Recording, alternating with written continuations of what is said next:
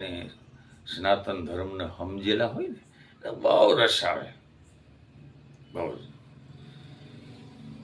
કે ભજન એવા ગાય કે અહીંયાથી 500 પગલો એ જ નહીં રે ભરું ને એ જ પાટી રે થોડી પંથ ઘણો દૂર રે સાઈ મુજા મેરું રે એ કરો તો ઓ કરો તો અમને હે ऐसा गुरुजी मिलोत है. સનાતન ધર્મના જ્ઞાનને વૈરાગથી ગાયો કે પ્યાલો મેં પીધેલ છે ભરપૂર.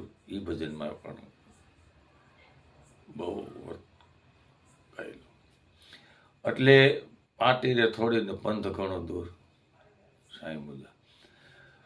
અને ઘણા સંતોએ જે સત્સંગ કરે ત્યારે સનાતનનો થંભ છે એ તમે ને હું જે સત્સંગની અંદર જે સમાવેશ થયેલા હોય તે વિચારધારાની મારી પાસે એક થંભ થાય ખડો એ સત્ય સનાતનનો થંભ કહેવાય. આપણે થંભને ઘણીવાર તમે વર્ણન સાંભળેલું છે હશે અને દ્રષ્ટાંત સાંભળેલું કે ભાઈ બ્રહ્મદેવ છે આકાશમાં થમને ગયા અને વિષ્ણુ ભગવાન છે એ જમીનમાં બુંડનું રૂપ ધરી અને અંદર ઉતર્યા.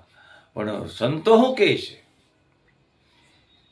કે વિષ્ણુ ભગવાન છે એ તો સમુદ્રનું જે જળ છે અમર તત્વ એને પારખવા વિષ્ણુ ભગવાન ઉતર્યા અને ચેતન બીજના વિસ્તારા એને બ્રહ્માજીએ પારખવા ઉતર્યા. ચેતન બીજનો પણ કાંઈ પાર ન આવ્યો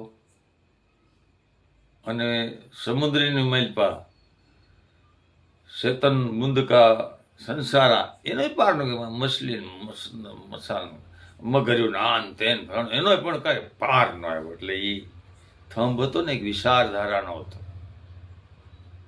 એમ આપણે જે સત્સંગ કરીએ એની અંદર જે કાંઈ વિચારધારા છે એમાં વાસ્તવિક છે અને દ્રષ્ટાંત છે.